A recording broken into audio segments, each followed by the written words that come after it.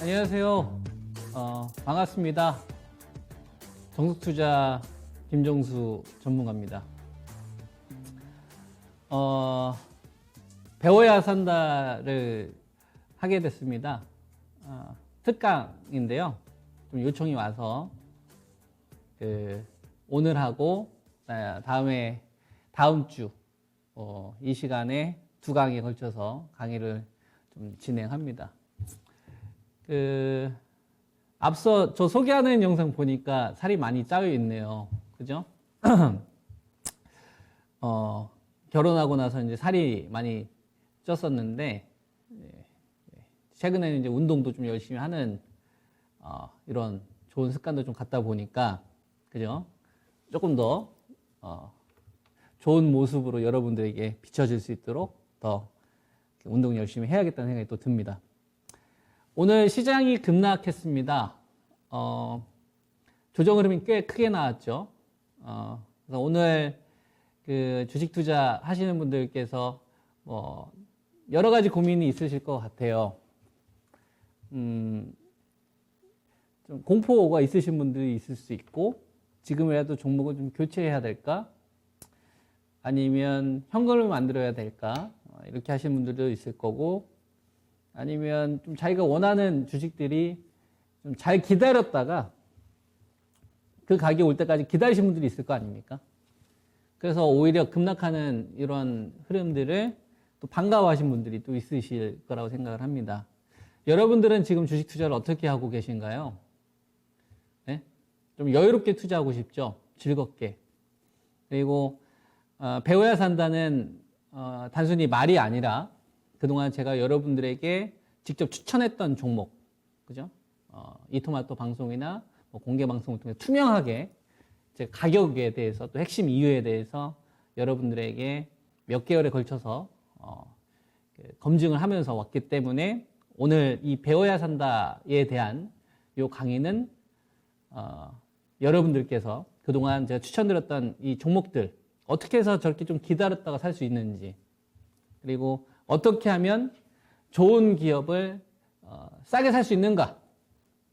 급락하거나 조정 흐름이 나오면 공포를 느끼거나 두려워야 되는데, 그런 거를 과감하게 매수하려면, 그죠? 무엇이 좀 필요한지, 그죠? 한번 싸게 잘 사놓으면, 우리가 SK 하이닉스도 97,000원에 싸게 잘 사놓으니까, 삼성전자도 69,000원 싸게 잘 사놓으니까, 그다음부터는 대응이 편하잖아요.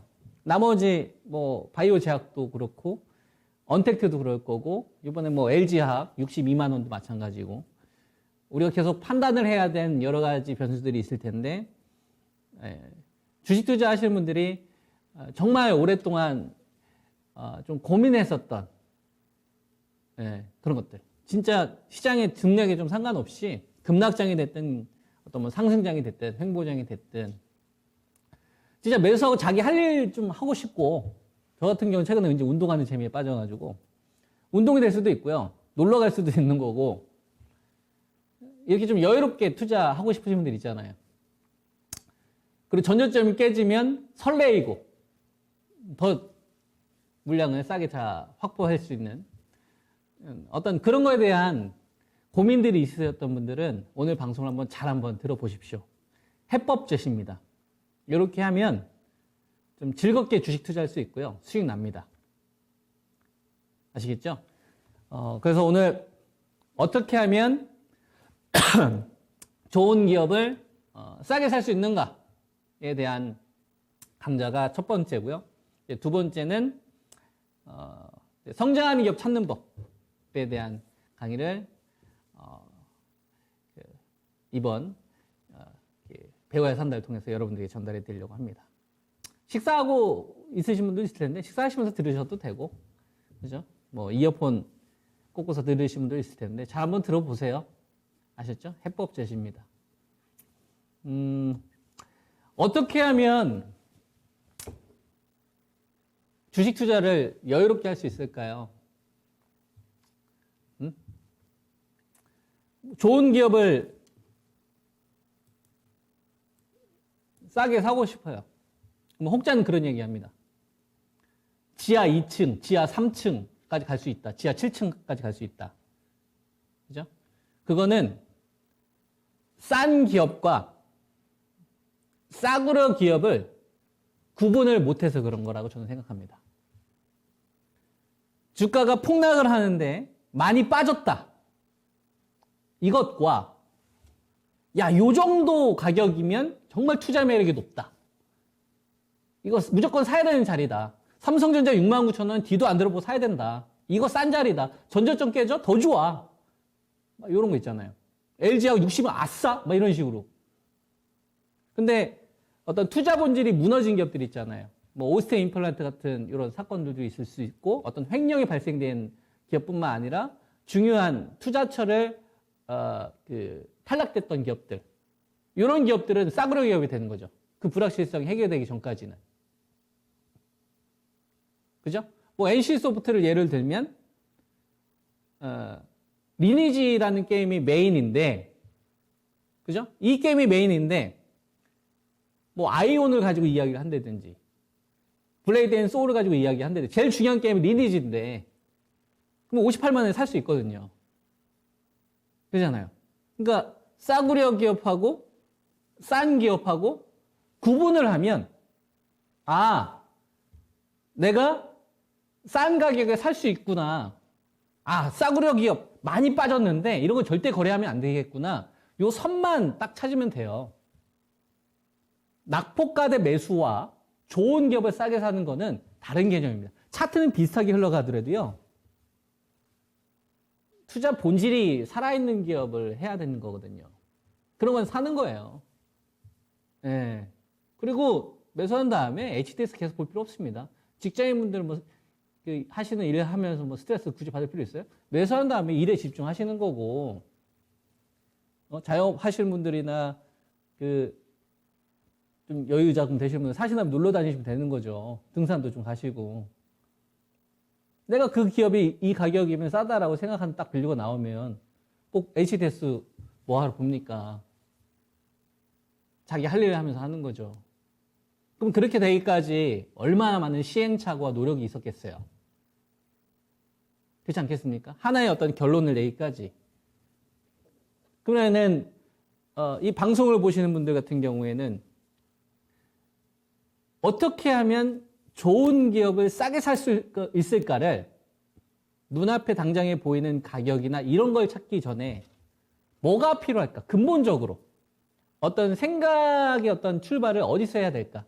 이거를 저는 깊게 고민을 해야 된다고 봐요. 그러면 계좌, 파란색 계좌, 빨간 계좌로 바꿀 수 있어요. 버텨야 되는 주식도 알 수 있고 절대로 추가매수 하면 안 되는 주식들도 구분이 됩니다. 세 가지가 좀 필요하다고 생각해요. 여기 제가 써놨는데 좋은 기업을 싸게 살려면 역사를 알아야 돼요. 히스토리를 알아야 된다. 그리고 두 번째로 기업의 핵심을 알면 시장이 인정하는 가격이 보입니다.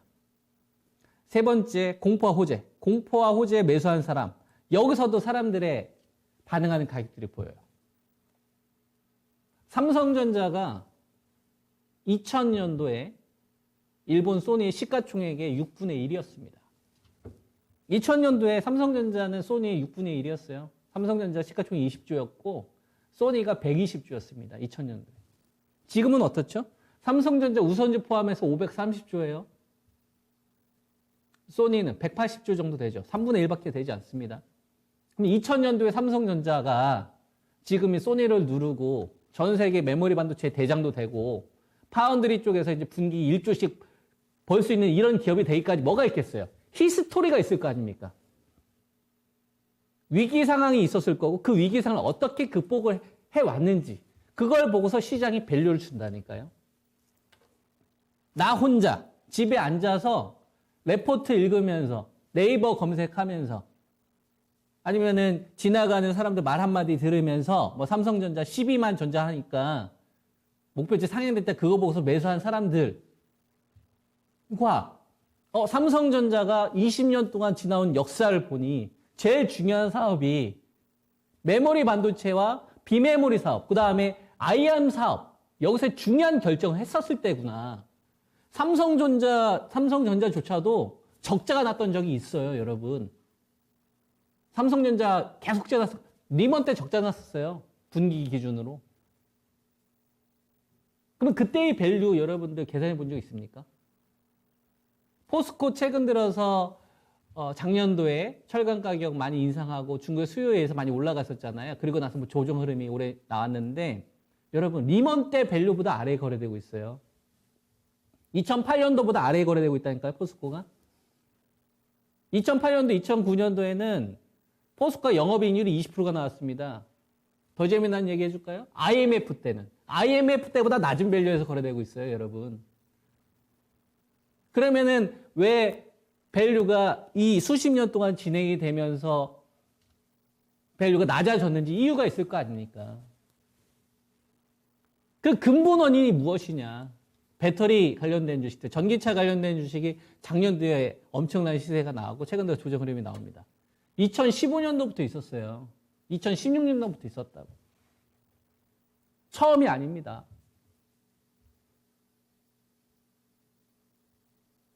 중국 소비주 막 폭락 나오고 급락 나오고 되게 부진하잖아요.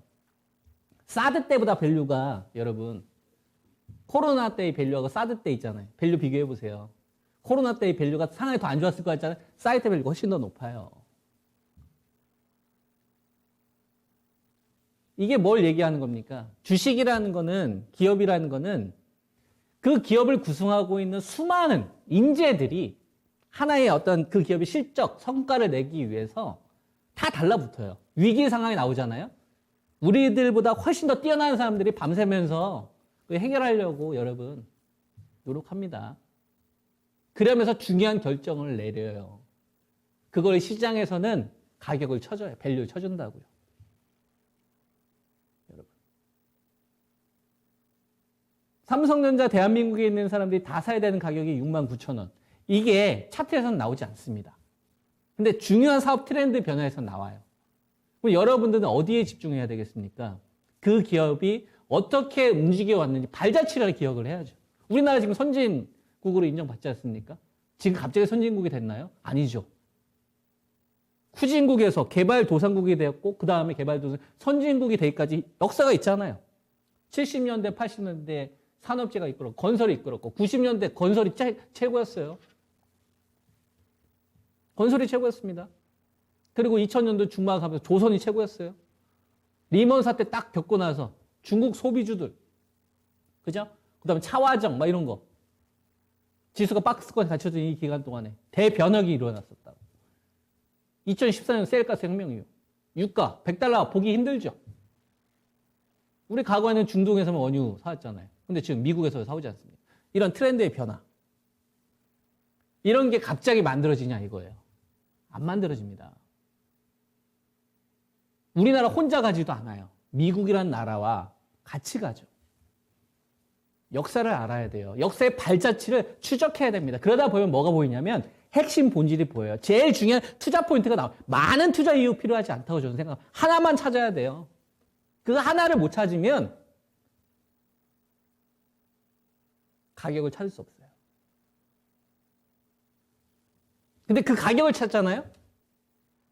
핵심을 찾지 않습니까? 여유롭습니다. 막 나와. 그래도 삼성전자 69,000원 사요. 하이닉스 97,000원 막 깨지자? 그래도 삽니다. 어차피 당연히 회복할 거기 때문에. 내 늑자 전환됐는데 뭐. 이번에 LG화학 62만원. 그죠? 네이버, 카카오. 제가 여러분한테 기다리고 했던 자리들. 다가오지 않습니까? 이런 거는 그 기업들이 지금까지 사업을 진행을 하면서 발자취, 흔적을 남겼기 때문에 그렇습니다. 가격을 남겨요. 여기서 싸구려 기업만 제거하면 되는 거예요. 여러분. 악재에 매수하는 사람이 고수입니다. 호재에 따라가시는 분들은 조심할 필요가 있어요, 앞으로. 유동성 장세는 상관없어요. 유동성 장세는 그렇게 하셔도 되는데 유동성 축소 구간이지 않습니까? 돈이 쪼그라들고 있는 시장이잖아요. 근데 하늘에 있는 주식 왜 합니까? 유동성이 쪼그라들고 있는데 싸게 사야죠. 내가 비싸게 사고 싶으면 유동성 장세에 따는 거예요. 이 생각 하나만 바꾸면 돼요. 그러면 계좌 여러분들 수익 납니다.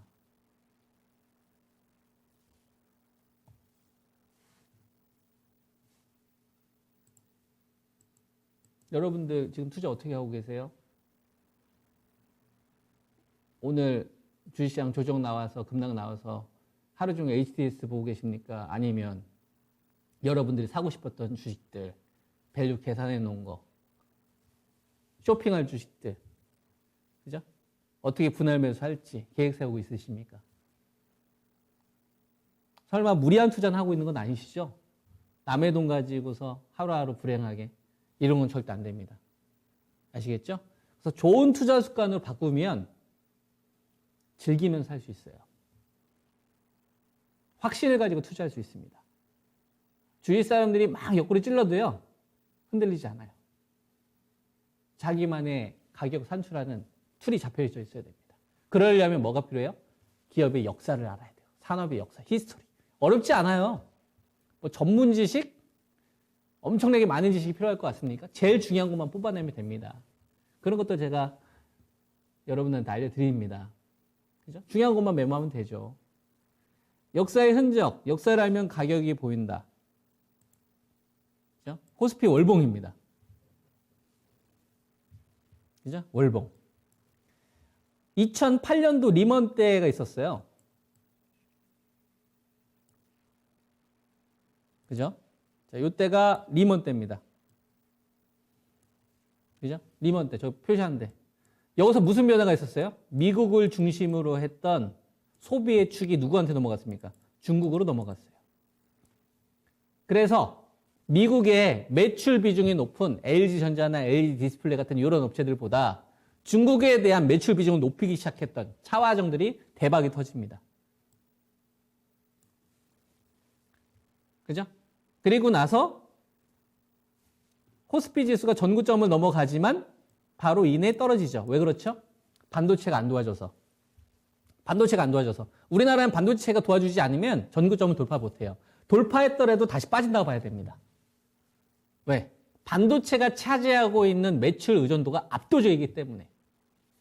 그래서 반도체 치킨 게임이 진행 중이었기 때문에 저 자리는 추세 전환이 안 됐던 거예요. 이게 더 중요한 거다 이거죠. 반도체 치킨 게임 언제 끝났습니까? 2012년도 말. 그죠? 예.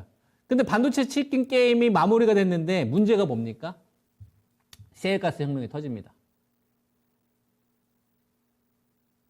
셰일가스 혁명이 터져요. 그러니까 에너지 관련된 주식, 중동 관련된 주식, 뭐 조선, 건설 이런 주식들이 구조적으로 망가지죠. 태양광도 망가지고. 그죠? 이런 건 뭡니까? 싼 겁니까? 아니잖아요. 구조적인 게 망가졌는데. 이건 싼 게 아니라 싸구려가 될 수 있다는 의심을 해야 되는 거죠. 그래서 STX 그룹의 어떤 몰락도 있었고. 그죠? 그 다음에 태양광 진출했던 기업들 큰 위기가 있었죠. 그 구간에서 빚을 발휘했던 게 뭡니까? 중국 사람들이 돈을 많이 버니까 중국 소비주들이 폭발하죠. 따이공이라는 단어가 생기고 명동이 막 넘쳐납니다. 뭐가 연결된다는 얘기예요? 이 테마가 실적으로 연결된다는 얘기죠. 그래서 중국 소비주들의 대랠리가 이 박스권 구간에 나옵니다.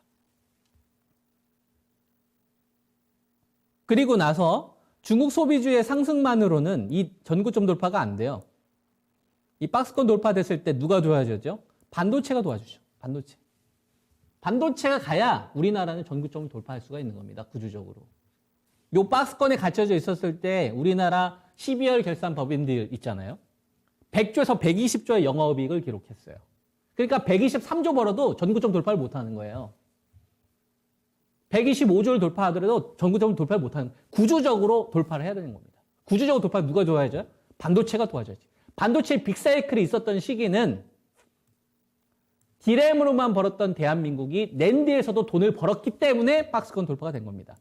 그래서 550조에서 650조의 수출 규모를 가졌던 대한민국이 700조, 750조의 사이즈로 높아졌기 때문에 그래서 2,500, 2,600을 갈 수 있었던 거예요. 그리고 반도체 꺾이니까 어떻게 됩니까? 원위치. 쪼르르 이렇게 떨어지는 겁니다. 저때 반도체 빅사이클은 누가 이끌었죠? 모바일, 스마트폰. 2000년도는 노트북 또는 PC. 근데 이번에 코로나 사태 터지고 나서 언택트 시대가 열렸어요. 자율주행 얘기가 나옵니다. 반도체가 이제 자동차한테도 판대요. 시장 사이즈가 커졌어요. 삼성전자가 파운드 쪽 사업을 키웁니다. 2019년도부터 막 돈을 막 수십 조씩 투자해요. 2019년도, 2020년 투자했던 게 지금 2021년도 성과로 나오는 겁니다. 구조적인 변화죠. 그러면 삼성전자 69,000원이 그냥 싼 거예요. 근데 다르죠. 뭐가 달라요? 요때는 모바일이지만 지금 뭐가 이룹니까? 코로나로 인해서, 언택트로 인해서 서버나 클라우드가 이끌죠. 그럼 멀티플을 이쪽으로 더 줘야겠죠. 그렇지 않겠습니까? 이런 유동성 장세에 의해서 시장이 왔었던 겁니다. 돈이 넘치는 구간은 사기만 해요. 근데 돈이 쪼그라드는 구간은 투자 주체들 입장에서 먹을 게 많아야지 베팅할 텐데 그렇지 않으면 어떻게 됩니까? 거래대금이 줄죠. 그러면 호재 나올 때 매도해야 됩니까? 아니면 따라가야 됩니까? 매도해야죠. 유동성이 줄어들고 있는 구간인데. 비싸게 살 필요가 있을까요? 그렇지 않죠. 돈이 쪼그라들고 있는 시장인데. 그래서 내가 공략할 자리에서만 사는 거예요. 여러분들이 제시해드렸던 2830이라는 자리는 대형주 매수 기준 2830. 저거는 2830이 중요한 게 아니고요. 2830이 중요한 게 아니에요. 저 자리가 싸냐? 싸냐? 2830이 싸냐? 왜 싸냐? 역사의 흔적에서 나와야 되는 겁니다. 2017년도 1.11, 2014년도 2.11. 경계선이죠. 2014년도는 세일가스 혁명, 변혁전, 우리나라 산업의 구조적인 변화가 나왔던 시점. 2017년도는 대한민국 반도체가 디램밖에 돈을 못 벌었는데 낸드가 벌기 시작했던 시점. 그 경계선이죠. 지금은 셰일가스 혁명 이후에 망가졌던 기업들, 그때보다 상황이 좋죠. 그잖아요. 건설, 막 대규모 중동 관련돼서 막 손실 발생했던 조선주, 막 적자 수주, 그때보다 상황이 좋죠. 최악에서 벗어나는 상황이잖아요. 호황까지는 아니라고 하더라도. 그죠? 그 다음에 반도체. 디램하고 랜드 돈 벌죠. 반도체 가격이 DDR4 8GB 기준으로 우리나라는 한 2.8달러에서 3달러만 형성되면 하이닉스 기준으로 1년에 6조를 법니다. 삼성전자는 20조를 벌고요. 이건 기본 베이스예요. 이건 기본 베이스라는 겁니다. 그러니까 그 2.8달러만 되면 하이닉스 항상 6조는 번다는 생각을 하고 있어야 되는 거예요. 기본적으로. 삼성전자 20조는 벌고 시작하는구나. 무슨 말인지 이해되죠? 여기에 이제 뭐 낸드나 비메모리 쪽이나 다른 어떤 스마트폰 관련된 이런 손익들이 더해지면서 달라지겠지. 뭐 환율과 관련된 변수도 추가적으로 작용할 수가 있는 거고. 그죠? 근데 지금은 비메모리 수익이 더졌죠. 삼성전자는. 그죠? 1년에 1조 법니까? 비메모리 파운드리 쪽에서. 2019년도나 2018년도는 삼성전자 꿈도 못 꿨던 숫자예요. 지금 1조 벌 수 있는 수준까지 돌아섰어요.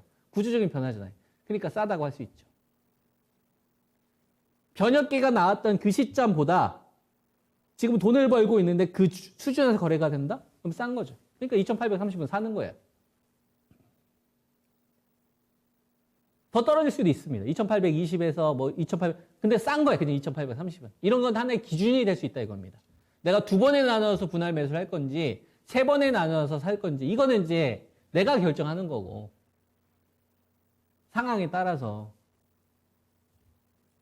이런 기준의 잣대가 있으면 흔들리지 않죠. 이런 걸 갖춰야 됩니다. 투자하시는 분들은.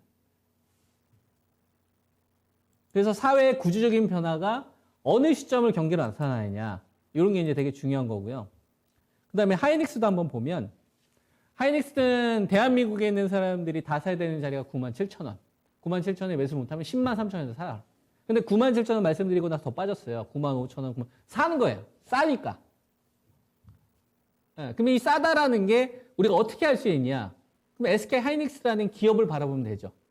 뭐 SK 하이닉스가 아니어도 상관없습니다. 삼성전기도 상관없고, LG전자를 해도 상관없고, NC소프트도 상관없고, 뭐 카카오도 상관없어요. LG 생활건강에도 상관없어요. 그 기업들은 공통적으로 세 가지만 보면 되는 겁니다. 그 세 가지가 내가 그 주식을 살 건데 그 기업에 대한 역사의 흔적, 이게 가격에 남아있다면 흔적을 추적해야 된다. 발자취를. 중요한 변화. 이 기업이 어떻게 성장해 왔는지, 리먼 때를 어떻게 이겨냈는지, 중국, 유럽 재정 위기를 어떻게 극복했는지, 코로나 사태를 어떻게 극복했는지, 그때마다 중요한 결단을 어떻게 내리면서 기업이 성장했는지, 그때 시장의 밸류는 얼마를 줬는지, 그 하나를 찾아야 되는 거예요. 그 하나를 못 찾으면 사면 안 되죠. 휘둘릴 텐데. 꼭지, 뉴스에 꼭지에 따라갈 텐데. 그러면 안 되죠. 근데 그 키워드를 하나 찾으면 그 키워드가 잡히면 기다릴 수 있죠. 내 개인 여가 생활 하면서. 근데 수익은 더 잘 납니다. 희한하게. SK 하이닉스를 보면 2012년도에 SK그룹이 하이닉스를 인수합니다. 원래 하이닉스는 LG 거였죠. 근데 IMF 때 빅딜 정책에 의해서 현대가 가져갔고 반도체 치킨 게임이 본격화되면서 적자에 허덕이다가 산업은행이 가지고 있는 이 지분을 SK그룹이 가져오죠. 그러면서 2012년도 말에 SK그룹이 하이닉스를 인수하면서 SK 하이닉스가 되고 이 SK 하이닉스는 SK그룹의 주력으로 떠오르게 됩니다. 그 전에는 SK그룹은 SK텔레콤, SK에너지 이런 게 주력이었잖아요. 내수 기반이었잖아요. 수출주로 바뀌어버린 거예요. 치킨 게임 끝나는 시점. 근데 하이닉스 뭐만 가지고 있습니까? 디램만 가지고 있죠. 그러니까 첫 번째 구주적 상승이 1단계에 나왔던 시점은 뭐예요? 반도체 치킨 게임이 끝나니까 SK그룹은 그 2012년도 말에 인수가 되면서 그 전과는 달라진 기업이 된 겁니다. 왜? 반도체 치킨 게임이 끝났잖아요. 헐값에 이제 안 팔아도 된단 말이에요. 반도체를. 이건 구조적인 변화죠. 여기서 레벨업이 된 겁니다. 그럼 요때의 밸류를 계산할 수 있겠죠. 저때의 밸류를 지금으로 환산할 수 있겠죠.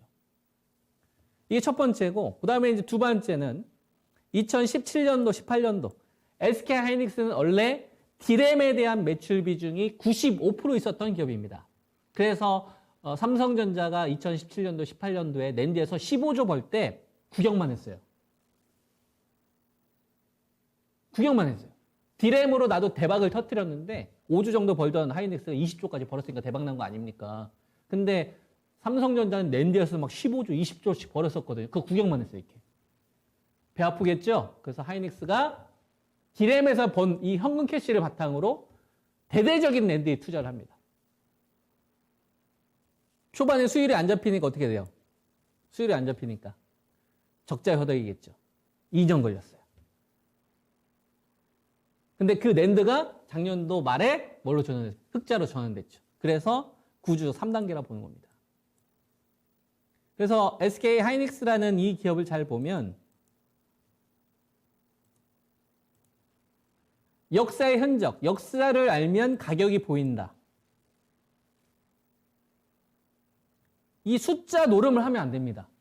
주식 투자하시는 분들은 핵심 본질을 찾아야 돼요. 핵심 키워드가 뭘까? 그러면 이 숫자가 왜 나왔는지를 봐야 돼요.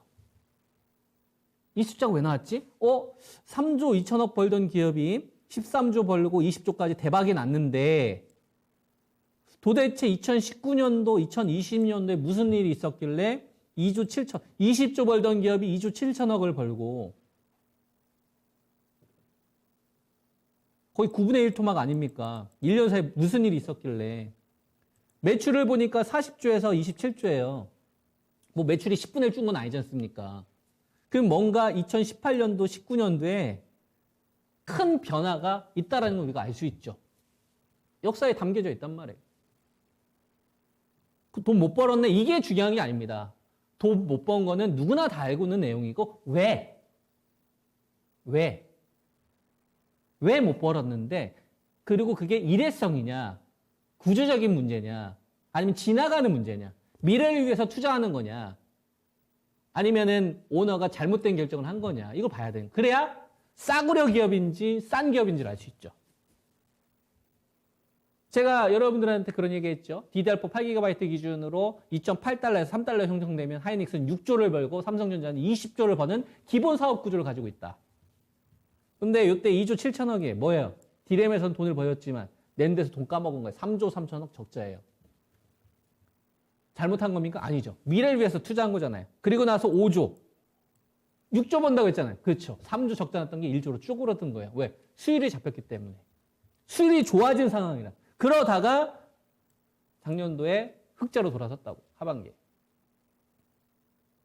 그러면 10만 3천 원에 사야 됩니까? 9만 7천 원에 사야 됩니까? 사야 할 수 있죠. 근데 9만 500원까지 빠졌어요. 그래서 사야 하는 거죠. 싸잖아요. 아, 낸드가 지금 흑자로 돌아섰는데 3조 대 적자 대 밸류라고? 사야죠. 8만 원까지 빠질 것 같다라는 증권사 레포트들이 속출했습니다. 사야죠. 그 사람들이 내 재산 지켜주는 거 아니잖아요. 내가 주대를 잡아야죠. 중심을 잡아야죠. 그래서 9만 7천 원 산 다음에 9만 5천 원 산 다음에 놀러 가는 거예요. 뭐 반도체와 관련된 겨울이 온다. 뭐 이런 얘기가 나오지 않습니까? 그러면은 그래 알았어. 너희들은 그렇게 생각하는구나. 하지만 나는 사야 된다고 생각해.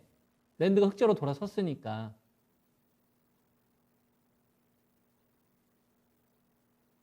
(9만 4천 원) 더 빠졌네? 더 좋죠. 더 좋죠. 같은 돈으로 수량을 더 많이 살 수 있는데. 이거는 뭐예요? 아, SK 하이닉스가 9만 7천 원 싸다라는 뭐가 있기 때문에 가능한 겁니까? 기준이 있기 때문에 가능한 거죠. 이게 되게 어려울 것 같죠? 시청자분들. 그렇지 않습니다. 서당계 3년이면 풍어를 읊는다고 하죠. 몇 번 반복하잖아요. 보이기 시작해요. 다만 이런 식으로 투자하는 방법을 몰랐던 거예요. 공포에 매수하는 거 어려울 것 같죠? 매수할 수 있습니다, 여러분. 그거 뭐가 어렵다고 엔터 누르면 되는 거지. 그러다 더 빠지면 어떻게 해요? 더 좋아해야죠. 그런 기업에 사야죠. 설레는 기업. 더 빠져? 우와! 그런 기업을 사야죠. 내가 이걸 샀는데 떨어진다고 해서 불안해. 잘못 결정하신 겁니다. 잘못 투자 포인트를 잡으신 겁니다. 기업이 성장을 하는데 이익을 이렇게 잘 내는데 시장의 어떤 공포나 유동성 축소에 의해서 또는 오해에 의해서 주가가 빠져요. 사야죠. 주위 사람들이 막 사지 말라고 합니다. 사야죠. 내 기준에 들어왔다면. 근데 이게 깡이면 안 돼요. 우기기면 안 돼요. 내가 그냥 결정한 가격이면 안 돼요. 시장이 주는 가격. 구조적인 변화가 나왔던 이 히스토리를 알고 있어야 돼요. 추적하고 있어야 됩니다. 고수분들은 아마 엄청 샀을 거예요. 10월 달에 반도체, IT 반도체.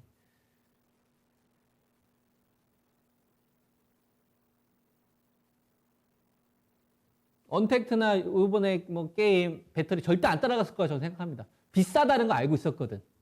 밸류 계산을 했을 때. 여러분들은 후자이길 바랍니다. 이거 여러분 어떤 기업일까요? LG전자예요. 핵심 본질, 기업의 핵심을 알면 시장이 인정하는 가격이 보인다. 그죠? 12만 2천 원은 사야 되는 가격이에요. 하락해도 사야 되고 거기서 올라가도 사야 되고 횡보해도 사야 돼요. 12만 2천 원 그냥 사야 돼요. 그죠? 여러분들한테 공개 추천되는 자리 아닙니까? 그러면 아까 제가 여러분들에게 역사의 흔적에서 답을 찾자고 했잖아요. LG전자가 걸어온 길을 보면 돼요. LG전자라는 그룹이 중요한 사건들이 발생됐을 때마다 어떠한 사업 결정을 했을까를 보면 됩니다. 그럼 뭐가 보여요? 핵심 본질이 보인다. 그리고 그 발자취의 가격이 나와요. 그 가격을 캡처해서, 그죠? 캡처가 아니라 딱 낚아채서 내가 딱 기다리는 종목들로 이렇게 정리해 놓는 겁니다. 그래서 요 가격 오면 사야지 하고서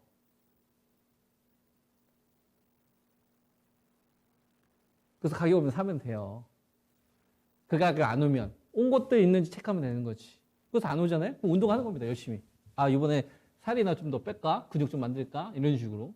아니면은 뭐 배우자분들과 뭐 여행 가셔도 되는 거고 맛있는 거 먹으러. 그 가격이 안 왔으니까 이게 훨씬 더 해피하다 이거죠. 구속되지 않는 삶, 주식에. 그죠? 그럼 LG전자에 대한 히스토리를 한번 보려면 보세요. 내가 이 기업이 싸다고 정하지 말고 시장에서 LG전자라는 기업을 얼마로 평가했을 때가 싸냐를 보는 겁니다. 그럼 보세요. 2000 리먼 때 밸류예요. 이게 리먼 때거든요. 이게 코스피하고 리먼 때. 그러면 2019년도, 2020년도만 하더라도 리먼 아래에서 거래됐던 적이 훨씬 더 많아요. LG전자는. 이거 보세요. 여러분들 리먼 때면 종합주가지수 800대입니다. 900대예요. 900대. 지금 우리 뭐 3천에서 빠졌잖아요. 리먼 때는 종합주가지수 900대입니다. 여러분. 900대 주가 수준에서 LG전자는 2020년도까지 아래에 있었던 적이 훨씬 더 많아요. 리먼 때는 여기잖아요. 여기. 맨 위에 여기. 리먼 때가 여기지 않습니까? 종합주가지수 1000. 900대까지 갔었거든요. 890포인트인가? 저 당시가 PBR 밸류가 아마 0.81 정도까지 됐을 겁니다. 삼성전자 적자 났을 때. 저 때 우리나라 12월 결산법인이 30조 벌었어요. 30조. 2010년도에 100조를 처음으로 돌파했고 그래서 차화정 랠리가 나왔던 겁니다. 30조 벌던 수준. 지금은 삼성전자 혼자서 30조 거뜬히 벌지 않습니까? 그죠? 리먼 밸류 보면은 뭐예요? 가지고 있는 예적금 다 해지하고 무조건 사야죠. 제일 좋은 기업으로.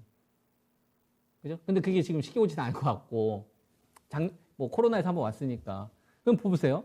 리먼 때 이후로, 우리나라 종합주까지 2000 갔다가 횡보했다가 2600 갔다가 다시 꼬꾸라지면서 1450까지 갔다가 3000으로 가는 기간 동안 LG전자는 무려 2020년도까지 코로나, 그죠? 요 사태, 그때까지만 하더라도, 초창기만 하더라도 종합주가지수 1000 수준에서 거래됐었던 거예요. 2008, 12년 동안, 여러분. 말이 12년이지. 그럼 뭐예요, 그러면? 심각한 뭔가 사업 결정을 잘못했다는 걸 알 수 있잖아요. 그죠? 그러면 중간에 반등 나오는 게 무슨 의미가 있습니까? 이 10년 동안, 15년 동안, 12년 동안 이게 못 가게 했던 이 핵심이 사라져야 되는 거죠. 그게 뭐예요? 스마트폰 사업 매각이라고 했잖아요. 우리가 LG전자는 TV 가전이죠. 피처폰으로 한때는 뭐 초콜릿폰으로 해내서 전 세계 글로벌 3위까지 갔던 기업입니다. 펜테이큐리테 있잖아요. 그 당시 같이 펜테이큐리테라고 LG전자하고 삼성전자하고 그죠? 지금 삼성전자밖에 없지 않습니까? 우리나라에서. 스마트폰 사업을 잘못 결정했단 말이에요. 근데 그 과정 속에서도 LG전자는 가전 쪽 보세요. 가전 쪽. 얼마나 잘합니까? 월풀 가볍게 제끼지 않습니까? 자랑스러운 LG전자란 말이에요. 그리고 영업이익률도 보세요. 압도적으로 높지 않습니까? 다른 업체들 평균치에 비해서. 삼성전자보다 영업이익률, 이때 2021년도 1분기인데 이때보다 더 좋을 거예요. 삼성전자의 그 TV 가전 영업이익률보다 LG전자의 TV 가전 영업이익률이 훨씬 더 높아요. 삼성은 한 7, 8% 되고요. LG전자는 10에서 한 11, 2% 정도 됩니다. TV 가전하고 뭐 세탁기, 냉장고 이런 거 포함하면 굉장히 잘하는 거예요. 근데 재무제표에는 LG전자 영업이익률 몇 프로 나옵니까? 못하면 2%, 평균 한 4%, 5%예요. 뭐 때문에? 스마트폰 때문에. 그것 때문에 어떻게 된 거예요? 그것 때문에 12년 동안 안 갔었던 거죠. 그러면 뭐 거래량이 증가하고 하락 추세 돌파하고 뭐 외국인 수급 들어오고 이런 거는 우리가 이제 유동장세 때는 그렇게 해도 됐는데 유동성 축소 구간은 차트 분석이 필요할 때가 있어요. 근데 그런 건 좀 돈이 넘치는 구간은 그렇게 하고. 그럼 제일 중요한 거는 이거 해결되기 전에는 어떻습니까? LG전자. 할 필요가 없었던 거예요. 스마트폰 사업을 매각하지 않았다? 저 LG전자 근처도 안 갔을 겁니다. 제일 중요한 거 저거. 저때 밸류를 환산할 수 있단 말이에요. 12만 2천 원. 그죠? 그래서 이걸 보면 잘 안 보이실 텐데 이게 1조 적자 났다는 얘기. 1조 적자. 1조. 2019년도 1조 적자 났다는 얘기. 이게 뭐예요? 스마트폰. 삼성전자가 스마트폰 3억 대 정도 출하합니다. 보통. 지금 이제 그보다 약간 좀 낮아졌는데 그 다음에 아이폰이 한 2억 5천만 대에서 한 2억 8천만 대. 그리고 이제 화웨이가 원래 3위였는데 미국 제재 때문에 이게 이제 좀 다운돼서 그죠? LG전자는 얼마 정도 팔릴 것 같아요? 1년에 스마트폰 3,000대 정도 팔립니다. 3,000대 정도. 삼성전자의 10분의 1이에요. 가격 경쟁력에서 되겠습니까? 똑같은 100만 원짜리 스마트폰이면 LG전자는 어떨 가격은 단가 자체가 삼성전자보다 높을 수밖에 없죠. 그러니까 중저가 쪽도 안 되는 거고 고가 프리미엄 더 안 되는 겁니다. 그래서 이거를 매각할지 말지를 고민하고 있었다가 결정을 내리면 뭐가 되는 거예요? 1조 적자를 기록했던 LG전자의 스마트폰 사업이 사라지는 거니까 아니 TV 가전으로 3조 벌던 LG전자가 여러분들 보통 3조 벌어요. 3조 정도. 못 벌면 한 2조 5천억, 많이 벌면 한 3조 5천억 정도 됩니다. 근데 영업이익은 한 2조, 뭐 영업이익 한 1.5조 나오죠. 왜 그래요? 스마트폰에서 1조씩 적자 나서 그런 거예요.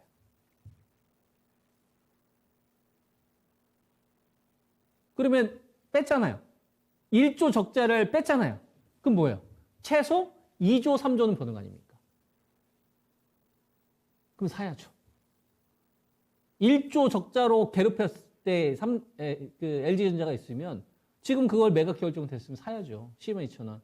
11만 6천 원까지 깨지던 그게 뭐가 중요합니까? 싼 건데. 이런 구조적인 키워드만 찾으면 된다는 얘기죠. 그리고 알파가 붙는 거는 누가 결정하는 겁니까? 투자 주체들이 결정하는 거예요. 투자 주체들이 결정하는 겁니다. 요번에 LG전자하고 LG이노텍 주가를 띄워야겠네. LG이노텍, LG 디스플레이 주가를 띄워야겠네. 이거 누가 결정하는 거예요? 우리가 결정하나요? 우리는 일반 개인입니다. LG 디스플레이 3만 원 갈 겁니다, 여러분. 3만 5천 원 갈 겁니다. LG전자 16만 원 갈 겁니다. 17만 원 갈 겁니다. 무조건 갑니다. 굉장히 위험한 저는 발언이라고 생각합니다. 우리 일반 개인이 16만 원, 17만 원 갈 거라는 걸 어떻게 우리가 결정합니까? 분석이겠죠. 나름대로 어떤 가격을 참고해서 했겠죠. 유동성 확대 구간은 그렇게 하셔도 됩니다. 상승 N자 목표치 잡으셔도 되고 피보나치 수를 활용하셔도 되고 이게 잘 맞는 경우가 많아요. 저도 상승장 때는 이런 거 많이 활용합니다. 그때는 잘 맞거든요. 수급도 잘 맞아요.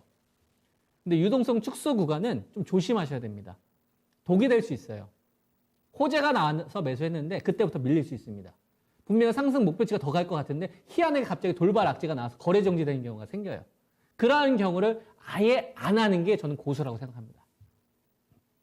돈 버는 것도 중요한데요. 폭락을 피하는 것도 정말 중요한 기술이에요. 근데 이 폭락을 피하는 거는 유동성 축소 구간에서는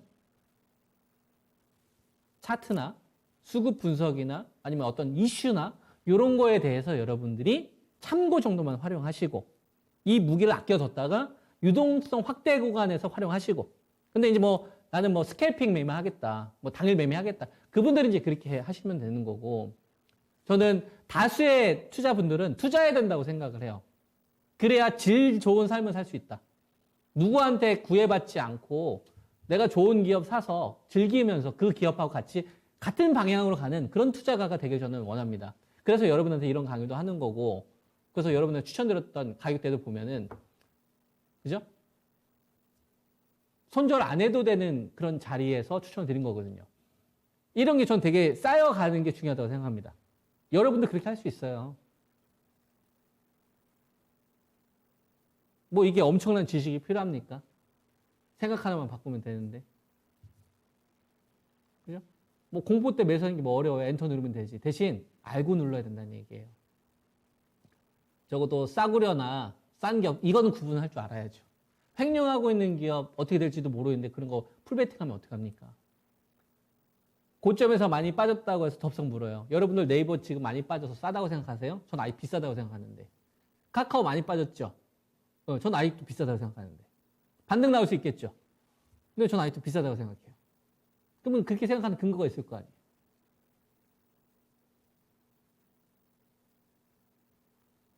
아주 투자 매력이 있는 자리가 왔었을 때 사야 된다고 생각합니다. LG화학 62만 원 전 사야 된다고 봐요. 악재 호재 별로 신경 안 씁니다. 하나만 봅니다. 제일 중요한 거. 배터리 프리미엄이 없는 자리. 역사를 공부하십시오. 기업이 어떻게 발전해 왔는지, 어떻게 성장해 왔는지 추적해 보세요. 그게 훨씬 더 옳은 투자 방향입니다. 결과요, 압도적으로 좋아요. 여러분들이 HTS 매일 보시면서 주식 공부하시는 것보다, 뉴스 이렇게 맨날 추적하시는 것보다, 하나하나 이렇게 정보 추적하시는 것보다, 제가 여러분들한테 말씀드리는 역사를 추적하고, 역사를 공부하고, 그 기업 어떻게 살아왔는지, 어떻게 발전해 왔는지, 그 중에서 제일 중요한 사업부는 뭐였는지, 그러면 가격이 보입니다. 그리고 그 가격이 왔을 때만 하십시오. 이게 훨씬 더 성과가 좋아요. 자신합니다. 시간도 많이 남고, 자기 할 일도 많아요. 여유롭게 투자하시길 바랍니다. LG전자도 마찬가지인 거예요. 스마트폰 사업 매각. 이게 제일 중요한 거고. 이제 알파는 뭐예요? LG 디스플레이나 뭐 LG전자, LG이노텍. 이건 알파인 거예요. 자율주행이나 애플카랑 관련된 이런 이슈, 뭐 CES 나오는 어떤 기술, 이런 것들 뭐예요? 유동성을 불러오는 요인들이 되죠. 그래서 주가가 올라가요. 이건 뭐예요? 싸게 살 수 있는 자리는 이미 보유자의 영역인 거예요. 트레이딩 대상으로 하시든지 전략이 달라야 되는 겁니다. 오히려 호재가 나오면 수익 병행을 하시든지 이렇게 가셔야죠. 유동성 축소 구간, 유동성 확대 구간은 주도주 수업에 돌리고 비싼 주식도 살 줄 알아야 됩니다. 그때는 프리미엄을 주는 방법까지 계산할 줄 아셔야 돼요. 뭐 기회가 되면 또 그런 것도 강의하지 않겠습니까? 지금은 이제 유동성 축소 구간이기 때문에 이런 이야기 해드리는 거고. 우리가 싸게 사고 싶어 합니다. 어떻게 하면 싸게 살 수 있을까요? 어떻게 하면은 싸구려 기업과 구별을 하면서 투자할 수 있을까요? 돌발 악재. 이런 거 우리 예상할 수 없습니다. 그래서 튼튼한 기업 사는 거예요. 끼리끼리라고 하지 않습니까? 여러분들의 자제분들이 나쁜 친구들과 어울립니다. 그럼 어떻게 해요? 그 친구랑 안 어울리게 해야죠. 그렇지 않습니까? 그 환경을 만들어주는 게 더 중요하지 않겠습니까? 여러분들의 자녀분들이 그렇죠? 좋은 학교 가서 모범적으로 자라서 좋은 데 취직하고 또는 사업 잘해가지고 잘 살길 바라면 어떻게 좋은 환경을 만들어줘야 되잖아요. 그런 환경에 데려놔야죠. 그래야지 좋은 것들을 볼 거고 배울 거고 나쁜 친구들이 있으면 나쁜 걸 배울 거 아닙니까? 좋은 기업들이 몰려있는 곳에서 투자를 해야 되지 않을까요? 어떻게 싸게 살지만 고민하면 되지 않을까요? 좋은 무리, 우리 대한민국에 있는 사람들이 누구나 인정할 수 있는 불안기에도 돈을 꾸준히 버는 기업들을 싸게 살 생각만 하셔도 투자해서 충분히 돈 벌입니다. 방법을 바꿔보십시오. 이렇게 하시는 게 여러분들 투자하시는데 훨씬 더 나은 성과가 나와요. 공포, 이거 NC소프트, 뭐 최근에는 LG화학이 있었는데 여러분들 104만 8천 원 올해 작년도 2월 8일 갔었을 때 어떤 뉴스 기사들이 나왔는지 한번 보세요. NC소프트 본격적으로 성장은 2분기부터. 2분기는 여러분들 언제입니까? 4, 5, 6이잖아요. 그러면은 그때부터 본격적인 성장이 된다는데 그다음부터 어떻게 되냐? 꼬꾸라지잖아요.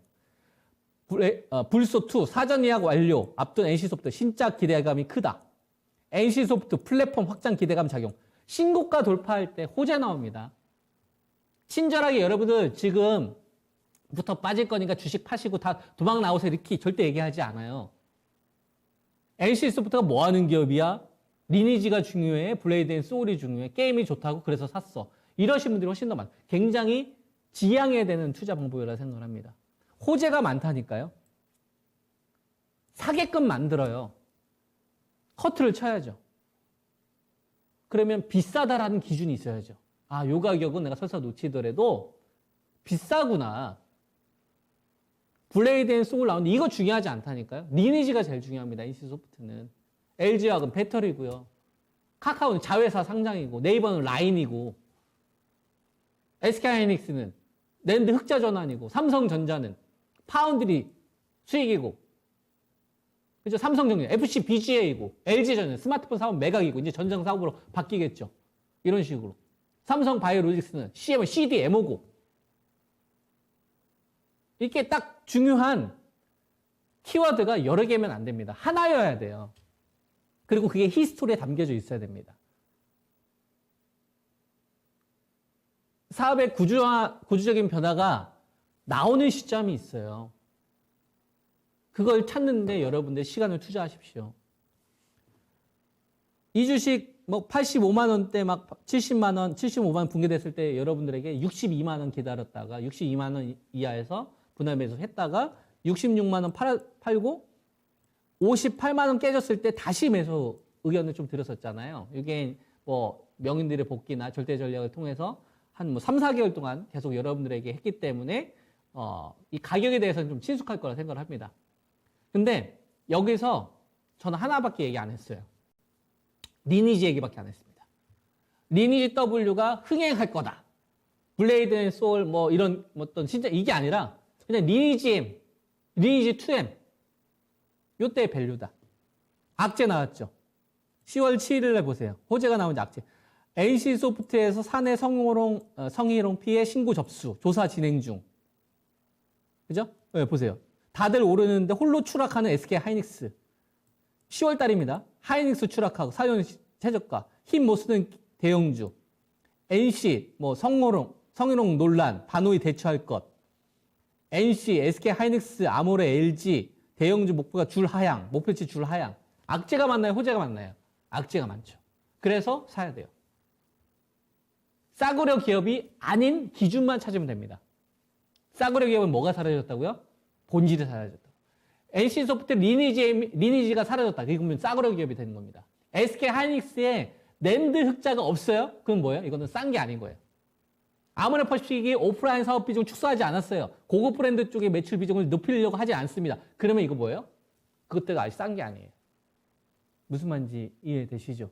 싸다. 뭐가 있어야 돼? 핵심 본질이 있어야 돼요. 그리고 그게 하루아침에 완성되지 않습니다. 역사에 담겨 있습니다. 역사의 흔적, 발자취. 역사를 알면 가격이 보입니다.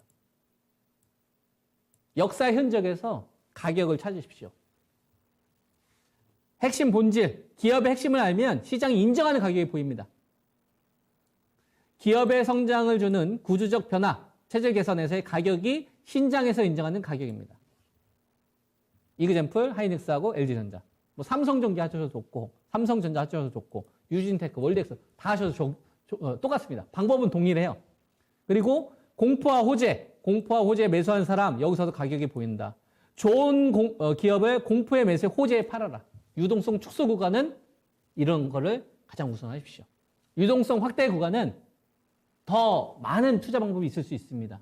지금 유동성 축소 구간이니까 좋은 기업 싸게 살 수 있는, 그죠? 이런 거에 여러분들의 시간을 투자하십시오. 그러면 수익 계좌 만드실 수 있습니다.